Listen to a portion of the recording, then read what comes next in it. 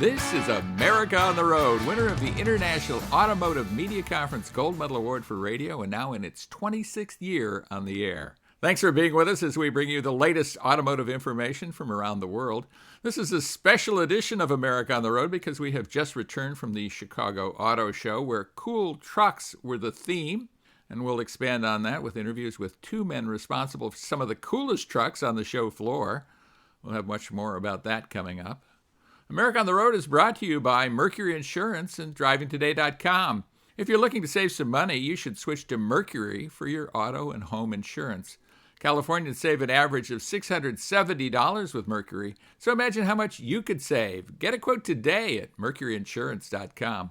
I'm Jack Nerad, and with me is not co-host Chris Teague. Unfortunately, Chris has a bit of a stomach bug today, so he can't be with us. We wish him well. Hope he has a speedy recovery and will be with us next week. All of that means I'm alone at the wheel today, so please hang in there with me. The good news is that this week we don't have just one terrific guest for you, but we have two. Arie Groeneveld is the chief engineer on the just introduced Ford Bronco Raptor high-performance desert runner. One of the coolest vehicles we've seen introduced in a long, long time. We sat down with him and had a nice chat with him about that cool truck. We also had a great chat with Hiren Patel. He is the head of Nissan's North American design operation. He'll be giving us the details about the cool Nissan Frontier concept trucks that were unveiled at the Chicago Auto Show. And they are very, very cool. In the road test segment, we have some surprises for you as well. Our road test vehicle is the 2022 Volvo XC40 luxury SUV, and that's always a favorite. Many flavors of that, and we'll talk about that. And the bonus is our recent test of the Airstream Pottery Barn Edition 28-foot travel trailer. That's a travel trailer. We don't test travel trailers very often on the show. In fact, this is a first. But my wife Sandy and I got a chance to experience the Airstream recently, and we had a blast doing it. It was a lot of fun. We were up in Ojai, California, in the Airstream trailer, so we'll tell you all about that. Before we do any of that, though, we want to bring you this interview with Ford Bronco Raptor Chief Engineer Arie Groeneveld. He is a really interesting guy, and such an interesting truck. They have done a lot of very, very cool things to it, so I think you'll enjoy this interview that we conducted actually at the show in a Ford F-150 pickup truck. So stay with us for that coming up. That's coming up next, right here on America on the Road. Thanks so much for being with us, and stay with us for that interview coming right up. Welcome back, everybody, to America on the Road. Jack Nerad back with you. We're at the Chicago Auto Show. We're actually sitting in a Ford F-150 hybrid truck. And I'm with the man of the hour here. Arie Groeneveld is the Bronco Raptor Chief Engineer. Yes, I am. Well, and you should be very proud of it. I'm glad you are, because I think it's probably the vehicle of the show. A very exciting vehicle. Tell our listeners what it's all about. Yeah, so really, when we saw the capability of the base Bronco and the reception that it received from customers, we thought, gosh, there's capability there, and we know how to do Raptors. We know how to make desert running vehicles. So what we did is we started strategizing on what would it take to do that to the base Bronco, and at the same time not take away from the rock crawling capability of the base Bronco.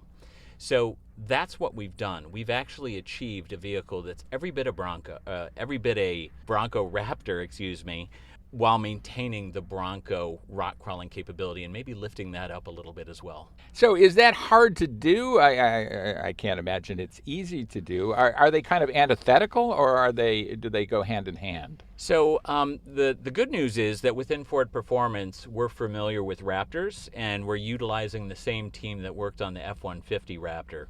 So all those lessons learned within our relatively small team was able to be translated into this vehicle, and we've really hit our target. Very cool. One of the lessons learned, I think, is width, right? I mean, you have really increased the width of the Bronco for this use as the Raptor. Yeah. Why is that? Tell us all about that. Yeah, so the key for the width, and it's the same width as what you see on an F-150 Raptor, it's about stability of the truck. So stability of the truck in its natural environment. You're going highway speeds in the desert. you want to feel planted as you're doing that. So that's the key to it, is really the track width. Okay, big tires too, and big tires with big sidewalls. Tell our listeners about that. So our wheels are 17-inch wheels, but the tires are standard 37-inch BF Goodrich KO2 all-terrain tires. So it's a really big tire. In fact, it's the biggest tire offered as standard equipment by any of the domestic producers on an SUV. And it's a great tire. It enables, among other things, combined with the suspension travel that we have an approach angle of 47 degrees, ground clearance of 13.1 degrees. So 13.1 inches probably, right? Yeah, I'm sorry if I said. Yeah, 13.1 inches, yes. Yeah. And significantly increased. What is the ground clearance on the standard Bronco? It depends on whether or not you're looking at a base or if you're looking at one of the other packages around the, top of the line of like the Badlands. So compared to a base, it's more than 4 inches of additional ground clearance. Right. It seems like this vehicle, the Bronco Raptor, is a fast follower to the introduction of the Bronco. Sometimes it seems like these specialty vehicles come a little bit later. Was it developed in conjunction with the Bronco, or was it? Tell me how it was developed. Yeah, so the base Bronco was moving forward before we came up with this concept. So as we were strategizing, we knew what the base Bronco was going to be before it launched, and we started down that road of developing a Bronco Raptor at that point.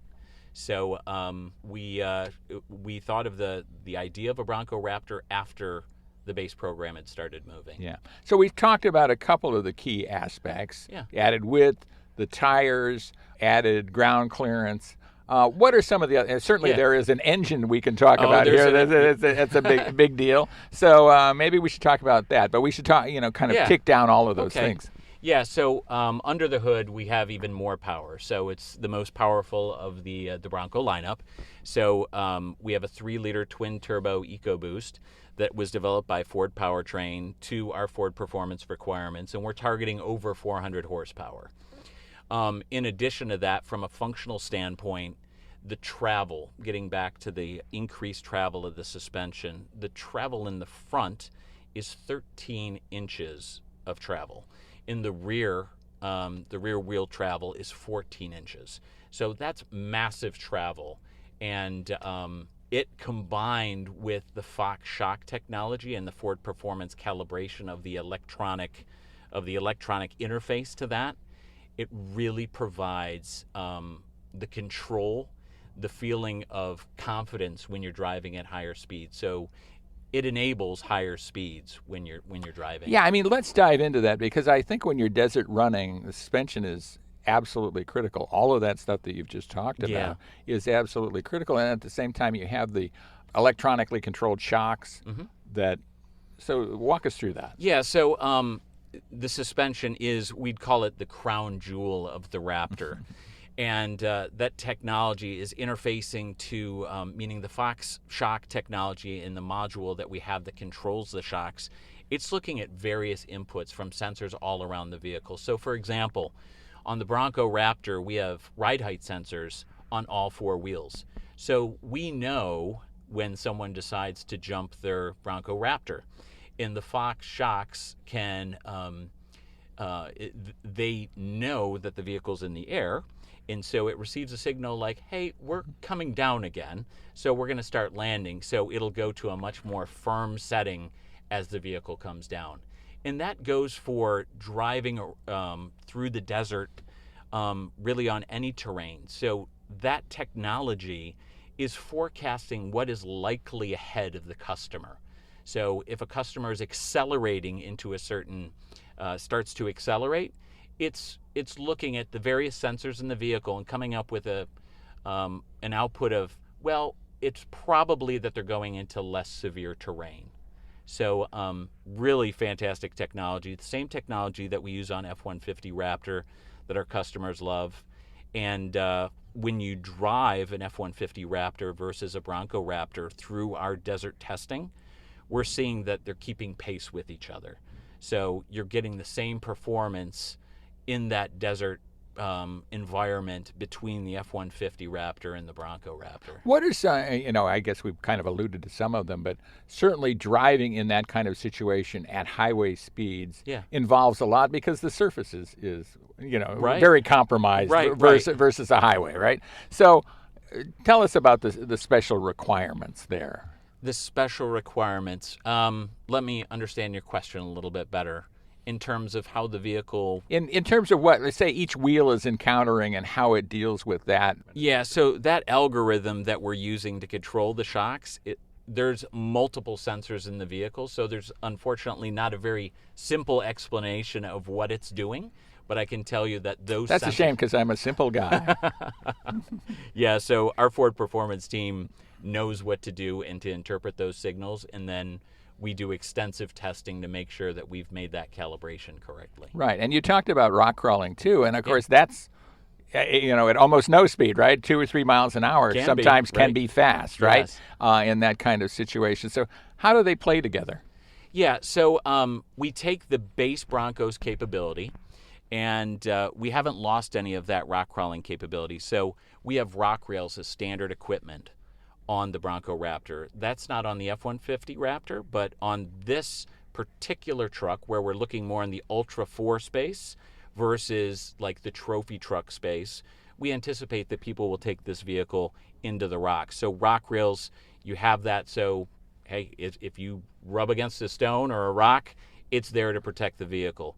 But we've also attached running boards to those rock rails, and proud of the team with coming up with the idea of making those running boards easily removable by the customer so that they can expose the rock rails as opposed to the running boards, but still have the ergonomic benefit of getting in and out of the vehicle on a daily basis. In fact, a lot of the stuff on Bronco is removable, right? Yes. Doors and all that stuff, and you've retained that, which is a very cool thing, right? Yeah, the modular design of the Bronco has been a key point for customers, and we've retained that on the Bronco Raptor. And we were kind of wondering, we were talking about this vehicle on the show, I think maybe just last week, and wondering if the modular nature of the Bronco made it easier to develop this vehicle.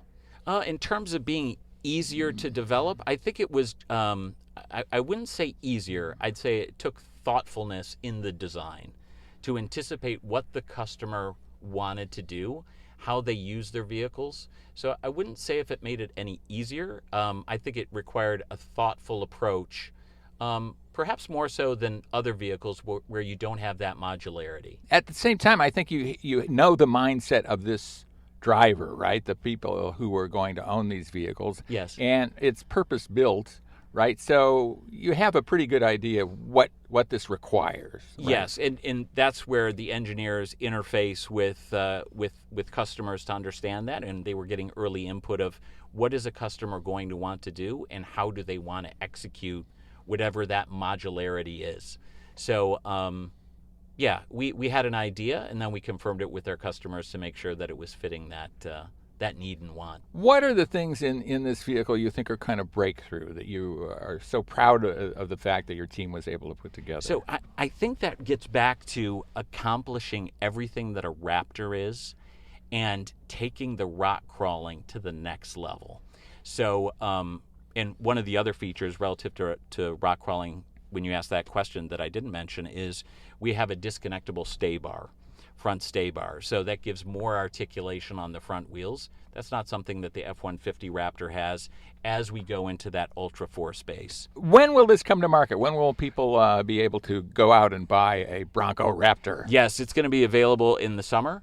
And so we're very excited to see this out in the wild, and I think our customers are going to love it. Yeah, I think they will too. I mean, how much, certainly you did a ton of off-roading. Where did you do it, number one? I'm kind of curious because I live in Southern California, so I'm wondering if you were out near me doing this. But, and tell us all a bit about the development of this thing. Yeah, so our development teams from Ford Performance go out to, for example, Borrego. You're probably familiar with Borrego. I am indeed, yes. And we go to Johnson Valley. There's other sites that we go to, but those are primary sites where we do a lot of testing And our engineers spend a lot of time there. Yeah, and probably talk to a lot of people out there who have very definite opinions, I would imagine, on what a vehicle like this should be, right? Yeah, well, we know from our customers of the F-150 Raptor what they like in terms of the DNA of the truck, and we had a lot of positive. I mean, F-150 Raptor has been very successful, and so the formula that we use on that truck is working for the customers on the Bronco Raptor. And then when you couple that with the rock crawling capability of the base vehicle, it's great. Is there a way for you to sum up what that formula is, kind of, without tipping things to So the key things for our Raptor is really about the track width. It's about the suspension. It's about the technology associated with the shocks. It's about the tires, and really about the engine combination with the chassis. So amongst those things, and dive into that a little bit. You're probably talking about torque delivery and all that stuff, Yeah, so we look at, as obviously the 3-liter is unique to this product within the Bronco lineup. We test it, obviously, to make sure that's fulfilling our expectations in terms of what does the torque curve look like, and is that what we need for optimal performance out in the desert or in the rocks? And that's what we fine-tune. Well, I can't wait to drive this vehicle. Oh. Absolutely. It will be a blast. And thanks so much for being with us. We really do appreciate it. Yeah, thank you. Nice to meet you. Arie Groeneveld, Perfect. Chief Engineer on the Bronco Raptor. Yes, thank you. Very exciting. Stay with us, everybody. We'll be right back. Welcome back to America on the Road. Jack Nerad with you. Unfortunately, Chris Teague is not with us this week, but stay with us as we have so much more coming up for you, including the road test segment, which is coming up right now. We hope you enjoyed that interview with Arie Groeneveld, who is the chief engineer on the Ford Bronco Raptor. What a cool vehicle, and I think it was a good interview. I learned a lot, certainly. I hope you did, too. And now, let's talk about the Volvo XC40. A compact crossover, one of the most popular in that segment. Volvo has infused this crossover with distinctive styling. This is not something that looks like anything else out there. And there is the availability of a battery electric version, but we're going to talk a bit about the gasoline version here. The base model, it has a turbocharged 4-cylinder engine powering the front wheels. Other versions offer all-wheel drive. There's a more powerful engine. We're going to talk about that. And like I say, there's a battery electric, which is almost a different vehicle. The Volvo XC40 definitely breaks the mold of the typical compact crossover, and you know the look of those things. They all kind of look alike, but certainly the XC40 doesn't look like them. It has a very distinct roofline and side window treatment, two elements that are especially distinctive. It's also taller than many of its competitors, and there's advantages to that. Especially in terms of interior space. So this isn't the typical luxury SUV with that giant, oversized, crazy grille and that kind of thing. It's a good-looking vehicle in its own right, and you won't mistake it for anything else. The interior is not as plush as the interior of the XC90 midsize 3-row SUV, but it's well-styled. It's a very comfortable haven, you might say. In the Volvo tradition, it goes light on ornamentation and is minimalist without seeming stark or cold, which I try for in my personal life and very rarely make. The base Volvo XC40 Momentum has leather seats, 8-way adjustable power driver's seat, and a bunch of other stuff, remote keyless entry with proximity key, remote start. So that's a bunch of good stuff in just the base model. One of the things we always are happy about when we're driving a Volvo are the seats. They are about the best seats out there, orthopedically designed. Really comfortable, very adjustable, and they just get better and better. And there is natural finish real wood trim, not on the seats, but on the dash and around the cabin as you climb the price level there. When it comes to infotainment system, it's interesting that the XC40 Recharge, the battery electric, has a completely different infotainment system than the non-battery powered XC40s, which are those are the subject of this review. They have the Volvo Census infotainment system. It's a previous system. It has a 9-inch touchscreen interface. It uses multi-tile layout. I think helps clarity. I think that's a good thing for them to do.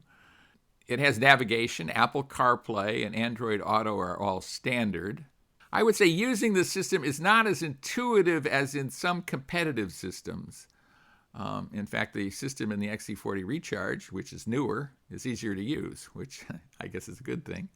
One of the things I think baby boomers might miss is AM radio. The system doesn't have it, or it doesn't appear to have it. If it's there, it's very well hidden. The system does have a Wi-Fi hotspot, however. If you are looking for upscale sound, and who doesn't want upscale sound, a 13-speaker, 600-watt Harman Kardon system is available. It has an air-ventilated subwoofer and plenty of power. The vehicle we had was the T5, had the T5 powertrain. That's a 2-liter 4-cylinder that develops 248 horsepower, a lot of torque as well, 258 pound-feet of torque. It uses an 8-speed automatic transmission. It was all-wheel drive, and we liked it a lot. I have plenty of horsepower, nice acceleration. I wouldn't say super sporty acceleration, but plenty of acceleration. It's just a good all-around car. It just feels very, very good. The XC40 Recharge has 402 horsepower. It just takes that to a whole different level. I think all that said, typical luxury crossover drivers will be perfectly happy with the XC40, with the T5, or even the T4 power plants. I think they're just fine. Comfortable seating, plenty of luggage space for 5 passengers. As you would expect from a Volvo, a very long list of active safety and driver assist features. The most prominent is probably city safety. Includes all of Volvo's collision avoidance technologies, and there are a bunch, including large animal detection. I love that. I love detecting large animals whenever I can. It also has pilot assist, hands on the wheel, semi-autonomous steering. So that's fun to use in the right places. Plenty of cargo space. Fuel economy is good at about 22 miles per gallon in the city, 30 miles per gallon on the highway. So overall, this is a vehicle that I just like a lot. Some people might not care for its looks, but I think a lot of people really do like its looks, and I think distinction is a good thing here. For around $40,000 to $50,000, I mean, that's a lot for a compact utility these days, but I certainly think the Volvo XC40 is worth it. So take a look at the Volvo XC40, a really, really good vehicle. And now I'd like to take a look at the 2022 Airstream Pottery Barn 28-foot travel trailer. Something we don't typically do here on America on the Road, but we had the opportunity to test the Airstream trailer. I've always wanted to be in one. I mean, I've been in a few, but I have not stayed overnight in an Airstream trailer. We got the chance to do that recently, my wife and I, in Ojai at a very cool place where they have Airstream trailers. And we were testing the Pottery Barn Special Edition travel trailer. It is gorgeous. A spacious galley, what you and I would call a kitchen. Has a nice little dining area. One of the things I liked a lot was it has this big couch that goes kind of across the whole front of the Airstream, and nicely finished. I have not tested travel trailers before, but I did live on a 34-foot boat for many years before I got married. So I feel kind of at home in a 28-foot travel trailer. There's a lot of similarities to a sailboat. And I feel fairly competent in reviewing this trailer. It has a nice kitchen. The galley is on one side of the travel trailer itself, with all the requisite appliances, including a pretty big refrigerator and, of course, a stove, all of that, like that. Across from that is a solid oak wood table. That's part of the Pottery Barn thing. It's not just a wood table, but it's solid oak and premium and looking good. So we like that. And then it has a residential bathroom is how they describe it.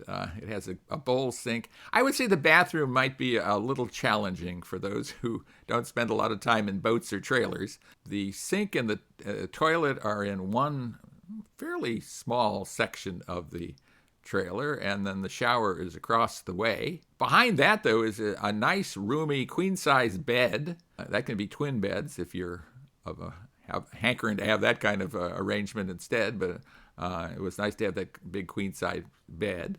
And we enjoyed being in the travel trailer a lot. I think it's an excellent place. What I determined was this has very premium fixtures. Airstream does a good job. There's a reason that they are noted as the premium travel trailer in the world, and this is just first class all the way. I guess it should be, with a list price of something like $160,000. But what a wonderful trailer this is. I mean, I would gleefully spend a lot more time in an Airstream like this or any other Airstream. Learn to tow properly and do all those things that one should do when they have a travel trailer of this quality. So if you want a first-class travel trailer, well, this Airstream Pottery Barn Edition is certainly fills that bill. So Sandy and I are grateful to have had the opportunity to spend some time in it and understand it better. And I look forward to my next time in an Airstream trailer. I think it'll be a lot of fun. Well, coming up next in our continuing special about the best of the Chicago Auto Show, our special guest is Hiren Patel. He is head of Nissan's North American Design Center, so stay with us for that. He will be talking about the special edition Frontier pickup trucks that were unveiled at the show. So stick around. We'll be right back right here on America on the Road. Welcome back, everybody, to America on the Road. Jack Nerad with you, and we're so glad to have a great guest with us. Introducing some really cool trucks here at the Chicago Auto Show. Hiren Patel is with us. Thanks so much for being with us. We really do appreciate it, Chief Designer. Yeah, thanks for having me on. You showed and are showing at the Chicago Auto Show some concept trucks based on the brand new, I still call it brand new, Nissan Frontier. Tell us a bit about what you've been showing here. These three concepts, they kind of started off as daydreams, basically. When we got done designing the new truck, and we do it all the time, all the designers kind of have little sketches that they dream up their potential what their potential truck could be like. Right. And just like we did in junior high, right? Basically, yeah. So it's kind of like it's the adult version of that, like kind of drawing in geography class. So I was probably drawing during an engineering meeting or something like that, not doing my homework. But yeah, so they started off as sketches like that, and there's probably a few dozen of them. And people poke behind your desk and see what you're working on, and a lot of people, especially in the studio in San Diego, we did the whole truck, so the whole studio's behind this truck, and really passionate about it. And so one of my friends came over, and he's a big Baja truck guy, and so I did a Baja truck for him, and then just stuff like that. It started off with just some sketches, and it gained a little bit of traction within the company that this might be a cool way for us to show potentially what you could do with your own Frontier to the public. And so we got a chance to build these three trucks. Yeah. So, well, I would think as a designer, it's probably good to have some of that stuff, in the drawer somewhere to when the boss comes by. You are the boss, but when the boss comes by to see what you've been working on, to have a few things. What do you think about this? This is kind of cool, right? Is that something that designers typically do? Yeah, that is something that designers typically do. We still have sketch reviews when our bosses come in, and so there'll be sketches up on the wall, and sometimes if it's not your project, you still put it up on the wall somewhere else, and maybe when they walk by it, they'll see it and it'll pique an interest, or it'll lead to another idea somewhere else. Yeah. So, yeah. Let's talk a bit about what you're showing here in Chicago. Because cool stuff, and three totally different iterations in a lot of ways of the Frontier. Let's go one by one. Yeah, we did these three on purpose to be really different from each other. We chose different grades. So the first one is based on an S grade crew cab truck, and that's more of like a throwback feeling. That truck, it was inspired by the Nissan/Datsun 720 generation of pickup truck. And during the design process of the Frontier, like I have a lot of images and advertisements and just stuff like that, just inspiration. And the 720 was one of the cool trucks that I feel from our history. And I like that time period. I like the fun that time period evokes, like having a mid-sized truck going fishing, camping. It's all kind of like lighthearted.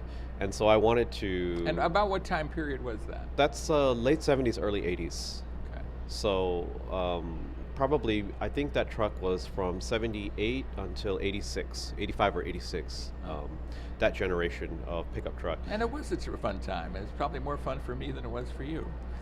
Yeah, probably. Yeah, I mean, I can only see the images of that. So, but I like the feeling of that time period, and so that truck, the S grade really kind of represents a little bit of that. I like that narrow body, lifted look. That truck's sitting on white steel wheels, which are really cool, and you know they're. I love neat. that white steel wheel thing. I really do, because I remember that. Yeah. There's a coolness to it. Yeah, You know, a absolutely. different thing to it. Yeah, and so like the graphics are also this updated kind of three stripe graphic that reminds you of that time period. It's an update of the graphics that we used on the 720, but kind of done in a modern way.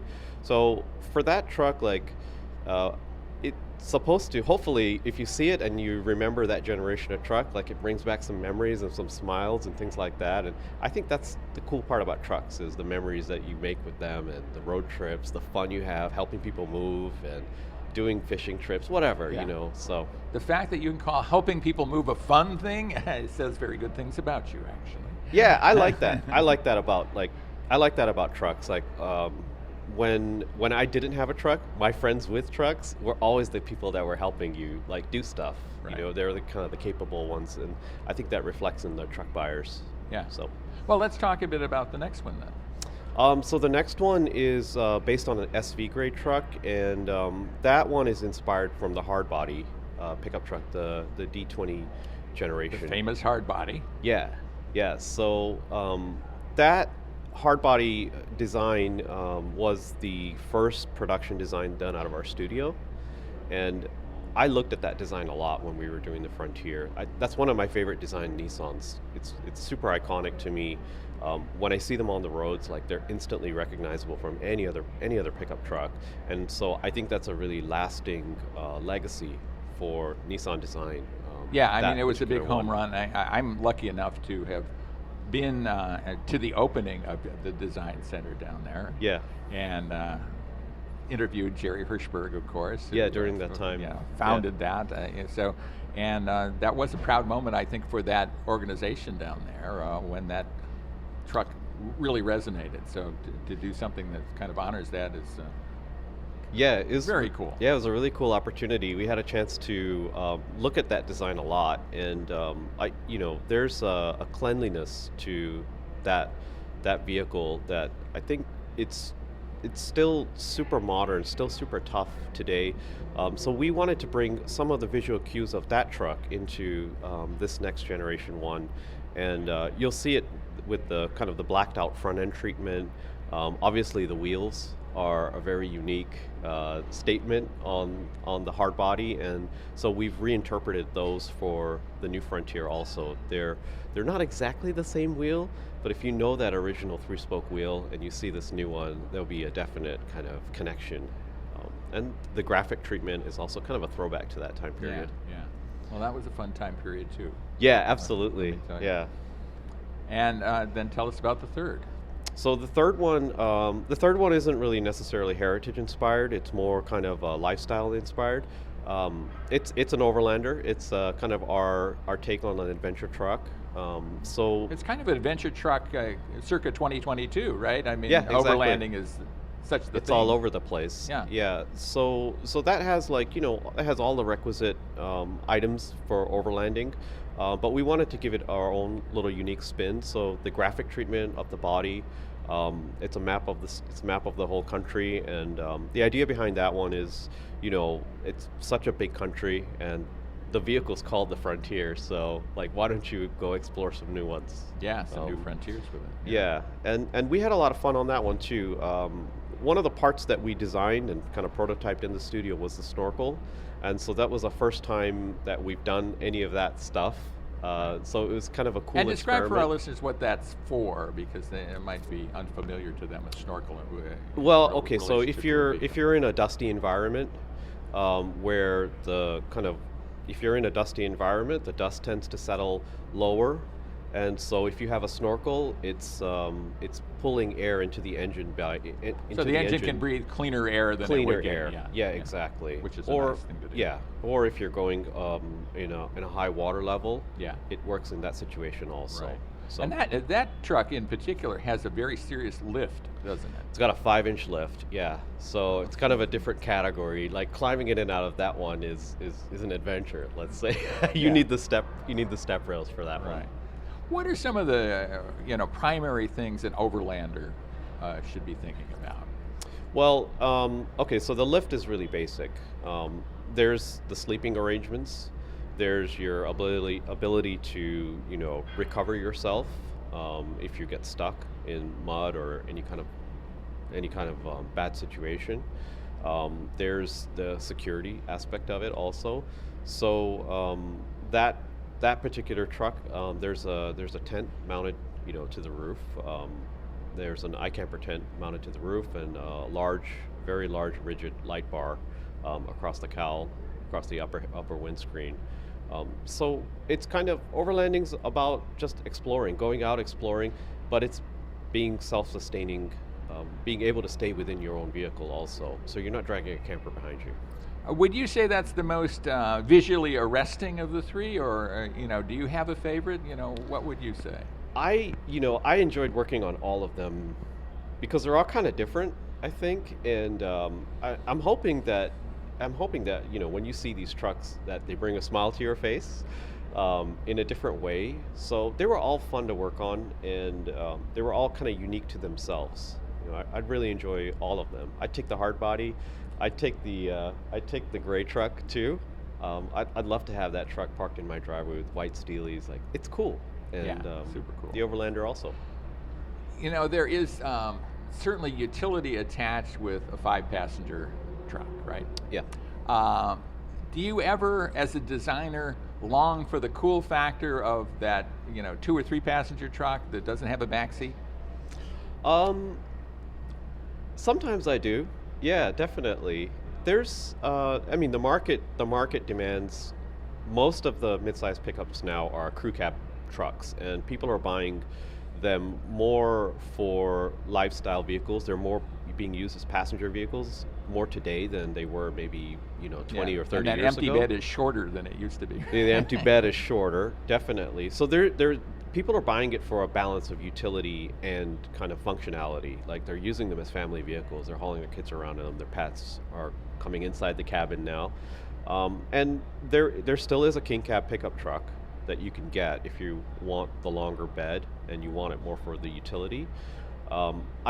Myself personally, I drive a 2-door Pathfinder. So that's kind of fun and it's definitely a utility choice, let's say. Yeah, it's definitely a choice, an aesthetic choice, I think, as yeah, well. For sure. What's it like to have this blank canvas of the new Frontier and that you worked on to do the concepts? It's fun. Yeah, it's just a fun opportunity. Most of the time on these projects, we don't get to do this type of thing where we get to imagine what our Frontier would look like after we've designed it, unless we're doing it in our driveway. So the chance to do 3 of them, 3 different ones, and kind of imagine 3 different styles, like, it's just a fun and cool opportunity. Is there any sense that you might sell to upper management somewhere, one of these to do as a short run production vehicle, or is that not on the table? These right now are a test bed, and so people are voting on them. I'm really hoping that the reaction is really positive, and it's not something that I have to ask upper management to do, but maybe the public does. Okay. So, well, yeah, we can maybe. Yeah. Well, we can maybe make that happen, or help make that happen by having definitely. people, but check out Nissan, check out these vehicles, and make your voices heard. Absolutely. America. Yeah. So what else should our listeners know about the Frontier truck before we let you go here? I think everything's been written about the Frontier truck already in the press, and so... Well, it's nicely received. It's been well received. Yeah, you make up your mind about it. Yeah. For me personally, like, the chance to be a designer and actually have the product come out on the road. That's kind of a unique and kind of nice opportunity to have that chance. And the whole design team in California, we've been like kind of living and breathing Frontier for the last, I think, 2 or 3 years since we started development of it. And so the whole studio is really proud to have a chance to have worked on it. And we're just looking forward to seeing them on the road, like moving stuff, going off-road, living life. And being part of the fabric of America. Exactly, and being cool trucks. So, well, thanks so much, Hiren Patel. Thanks so much for being with us. We do appreciate it. Yeah, thanks for having me. And stay with us, everybody. We'll be right back. Welcome back to America on the Road. It is listener question time here on America on the Road. This is Jack Nerad with you, and we're sad that Chris Teague, our co-host, is not with us this week, but I'm soldiering on myself, and we love to take your listener questions. I hope you enjoyed the interview we just did with Hiren Patel, a really interesting guy talking about those Frontier pickup trucks. Really cool trucks. You should take a look at them and vote on them. Let people know if you're excited about them. Let's go to a listener question that we have right here. Here's a listener question. This is from Winona in Pueblo, Colorado. And this is what Winona asks. It seems like prices of new cars are going through the roof. A small SUV is $30,000 or more. Should I continue to look at new vehicles, or is a used car worth considering these days? I think that's a brilliant question, Winona, and I think there is no better time than now to look at used cars, although used car prices have skyrocketed just like new car prices have. You can generally save yourself a significant amount of money by buying a fairly new but used car, let's say 2-3 years old, coming off lease or something like that. There's a lot of money to be saved there, a lot of depreciation costs that go away because somebody else has taken that depreciation, be it a rental car company or an individual, whatever. I think there's a lot of good reasons to consider a used car right now, despite the fact that there's not a lot of supply out there. So shop carefully. But if you're looking for a $30,000, or you're looking at a $30,000 small SUV new, you might be able to buy that same SUV for, say, $25,000 or even less than that. So that's a big savings and worth considering. And I guess that's our show for this week. We're happy that you were with us. I hope you enjoyed our special reports from the Chicago Auto Show. I hope that our co-host Chris Teague recovers from his stomach bug. And he's back with us next week. We always enjoy talking with Chris about cars. And we enjoy talking to you about cars. Our thanks to the SportsMap Radio Network and all the SportsMap Radio Network stations that carry America on the Road. And we thank you for listening to America on the Road. Check out our podcast if you want. It's on all the major podcast outlets. And join us again right here next week for another edition of America on the Road.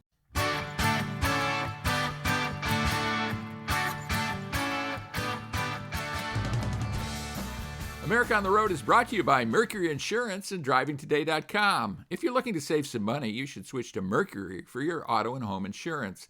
Californians save an average of $670 with Mercury, so imagine how much you could save. Get a quote today at MercuryInsurance.com. And if you're looking for a new car or used car, just want car advice, want to learn about cars, go to DrivingToday.com. DrivingToday.com, where there's a world of automotive information every week. It's the official automotive website of America on the Road. DrivingToday.com.